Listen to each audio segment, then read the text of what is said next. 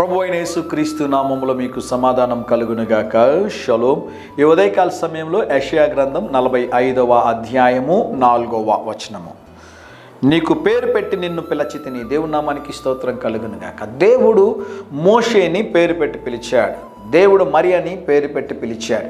దేవుడు జక్కయ్యని పేరు పెట్టి పిలిచాడు. బైబిల్ గ్రంథంలో అనేక మందిని దేవుడు పేరు పెట్టి పిలిచినట్లుగా మనం చూస్తున్నాం. వాక్యం సెలవిస్తుంది కదా, పేరు పెట్టి నిన్ను పిలిచి ఉన్నాను, నీవు నా సొత్తు అంటాడు. గమనించండి ప్రియులరా, మనందరి పేర్లు దేవునికి తెలుసు. దేవుని నామానికి స్తోత్రం కలుగునుగాక. ఒకవేళ మీరు ఏదైనా ఒక మీటింగ్కి వెళ్ళినప్పుడు, ఒక ప్రాంతానికి వెళ్ళినప్పుడు అక్కడికి వచ్చిన ముఖ్యమంత్రి గారు మిమ్మల్ని పేరు పెట్టి పిలిచాడు అనుకోండి, మీకు ఎంత సంతోషం కలుగుతుంది. మీకున్నటువంటి గౌరవం, మీకున్నటువంటి మర్యాద సంఘంలో, సమాజంలో చాలా ఎక్కువైపోతుంది కదండి. ముఖ్యమంత్రి గారు నా పేరు జ్ఞాపకం చేసుకున్నారా, ప్రధానమంత్రి గారు నా పేరు జ్ఞాపకం చేసుకున్నారా. ఈ మధ్య ఒక టీచర్ని మన ప్రధానమంత్రి గారు ఆయన రేడియో కార్యక్రమంలో జ్ఞాపకం చేస్తే ఆ టీచర్ ఇంటి దగ్గరికి 100 మంది విలేకరులు వెళ్ళారు.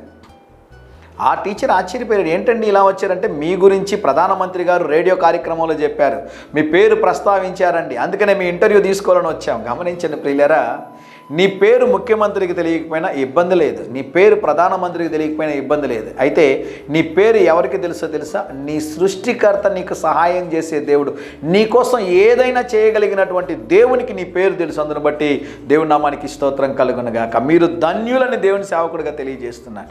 శరత్ బాబు అనే నా పేరు నా దేవునికి తెలుసు.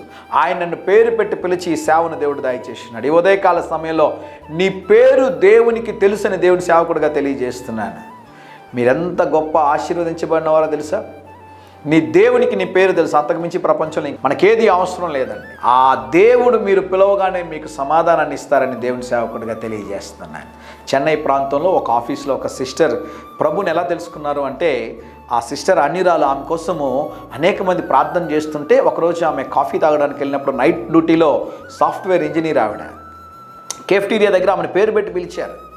అటు ఇటు చూసింది, ఎవరు లేరు. మళ్ళీ అటు ఇటు చూస్తుంది, రెండోసారి పిలిస్తే ఎవరు లేరు. మూడోసారి పిలిస్తే అటు ఇటు చూసింది, ఎవరు కనబడలేదు. వెంటనే ఆ అమ్మాయి ప్రభువాని మోకాళ్ళకి ప్రార్థన చేసిందంట. ఆ తరువాత తన అనుభవాన్ని ఆ క్రైస్తవ బ్రదర్స్ దగ్గర పంచుకున్నప్పుడు వాళ్ళు అడిగారు, నీకెలా తెలుసు ఆయనే పిలిచాడని అంటే, ఆవిడందంట, నా పేరుని అంత మధురముగా, అంత స్వీట్గా ఇంకెవరు ఇంతవరకు జీవితంలో పిలిచింది లేదు. ఆయన స్వరాన్ని నేను వినగలిగాను. ఈ ఉదయకాల సమయంలో పేరు పెట్టి పిలిచిన దేవుడు నీకున్నాడు. ఆ దేవుడు నీ కోసం ఏదైనా చేయగలడు. ధైర్యంగా ఈ దినాన్ని ఎదుర్కోండి. దేవుని సన్నిధి మీకు తోడుగా వచ్చునుగాక. ప్రియ పరలోకపు తండ్రి, ఈ దినం మా ప్రియులు తలపెట్టుచున్న కార్యములు అన్నిటిలో జయమును అనుగ్రహించుమని యేసు నామములో ప్రార్థిస్తున్నాము తండ్రి. ఆమేన్, ఆమేన్.